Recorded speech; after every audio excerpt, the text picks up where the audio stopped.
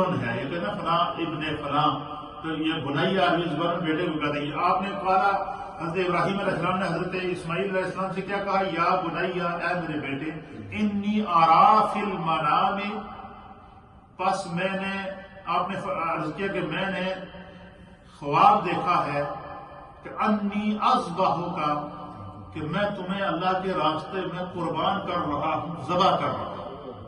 اب اس منظر کو دیکھیں کہ ایک باپ اپنے بیٹے سے کیا بات کر رہا ہے کہ میں نے خواب دیکھا کہ میں تمہیں اللہ کے راستے میں قربان کر رہا ہوں، ذبح کر رہا ہوں.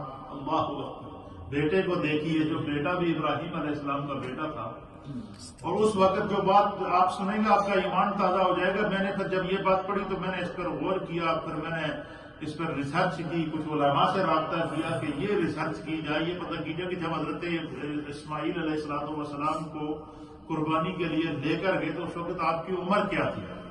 تو مفسرین اکرام نے بیان کیا کہ حضرت اسماعیل علیہ السلام کو جب آپ کو قربانی کے لیے حضرت ابراہیم علیہ السلام لے کر گئے اور آپ کی گردن پر چھری چلائی گئی تو اس وقت آپ کی عمر 13 سال تھی. کتنی سال تھی؟ 13 سال کا بچہ. جب ابراہیم علیہ السلام نے ان سے یہ کہا کہ یا بنیا انی ارا فی المنام، میں نے خواب دیکھا ہے کہ انی اذبحک، کہ میں تمہیں کیا کر رہا ہوں؟ ذبح کر رہا ہوں، قربان کر رہا ہوں اللہ کے راستے میں. تو قرآن اس منظر کو بیان کرتا ہے کہ اسماعیل علیہ السلام نے بجائے چیخنے کے، چلانے کے، بھاگنے کے یا کہنے کے کہ یہ کیسے ہو سکتا ہے کہ باپ اپنے بیٹے کو ذبح کرے، آپ نے آگے سے کیا جواب دیا؟ آپ نے فانظر ماذا ترى، اے ابا جان آپ اس طرح کر گزریے جس طرح آپ نے دیکھا ہے. اگر اس انداز سے ہمارا رب ہم سے راضی ہو جاتا ہے تو ایک جان کے ہزاروں جانیں بھی ہوتا ہم اس کو قربان کرنے کے لیے تیار ہیں. اب اس منظر کو دیکھیے. اب یہاں باپ کی بھی آزمائش شروع ہو گئی، بیٹے کی بھی آزمائش شروع ہو گئی. باپ بھی نبی ہے، بیٹا بھی نبی ہے. پیدائش کے حضرت اسماعیل علیہ السلام کی پیدائش کو فبشرناہ کہہ کر اللہ نے خوشخبری دی ہے. پھر اس آزمائش سے گزرے.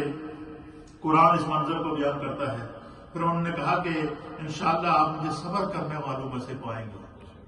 کوئی آپ یہ نہیں سنیں گے کہ میرے ماتھے میں کوئی شکن آئی ہے. کیا منظر ہے جی.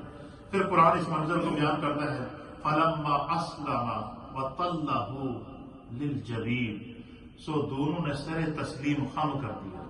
اللہ تعالیٰ کی آگے اللہ کی رضا پر اپنے آپ کو دونوں نے قربان کر دیا. اور ابراہیم علیہ السلام نے اپنے بیٹے کو طلہ للجبین، پیشانی کے بل لٹا دیا. قرآن اس منظر کو بیان کرتا ہے.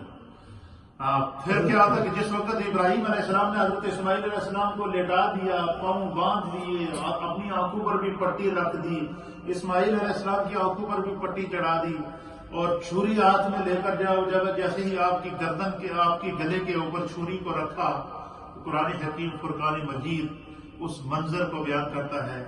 اللہ فرماتا ہے وَنَادَيْنَاهُ أَن يَا إِبْرَاهِيمُ، بس اللہ تعالیٰ فرماتا ہے پھر ہم نے ندا کی ہے میرے ابراہیم.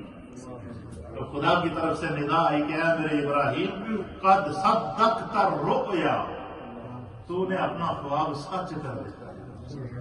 پھر کیا ہوا؟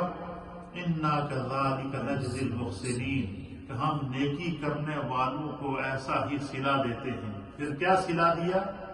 اللہ اس صلے کو بیان کرتا ہے کہ پھر جو ہے فَفَدَيْنَاهُ بِذَبْحٍ عَظِيمٍ، تو ہم نے ان کی جگہ جنت سے ایک فدیہ بھیجا، دمبا بھیجا، جس نے آ کر حضرت اسماعیل علیہ السلام کے بدلے میں قربانی پیش کی.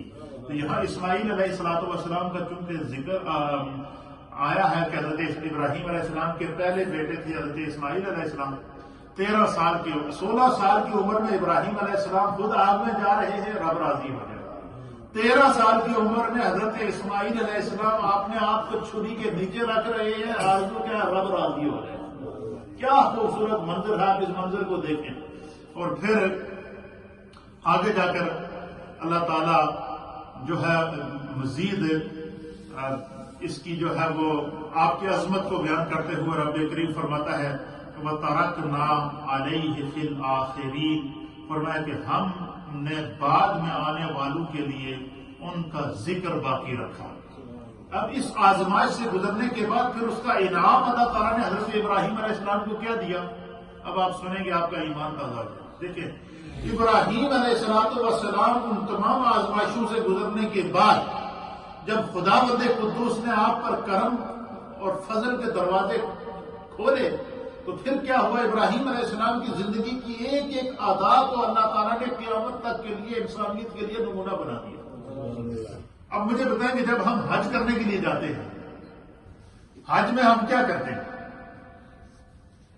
ان مقامات کا حاجی چکر لگاتا ہے جن مقامات پر حضرت ابراہیم علیہ السلام حضرت اسماعیل علیہ السلام کو لے کر گئے تھے۔ مینا میں گئے، وہاں مینا وہ مقام ہے جہاں آپ کو قربانی کے لیے پیش کیا، وہاں حاجی سب سے پہلے وہاں جاتا ہے مکہ سے مینا کی طرف۔ مینا سے پھر جو ہے وہ ہم جاتے ہیں، کہاں جاتے ہیں؟ عرفات کی طرف جاتے ہیں۔ عرفات سے پھر جو ہے وہ پھر مزدلفہ کی طرف آتے ہیں۔ وہ ساری وہ ادائیں جہاں پر شیطان نے آ کر شیطان حربے کر رہا کہ یہ ہو کیا رہا ہے کہ ایک باپ بیٹے کی گردن پر چھری چلانے کے لیے جا رہا ہے، ایسا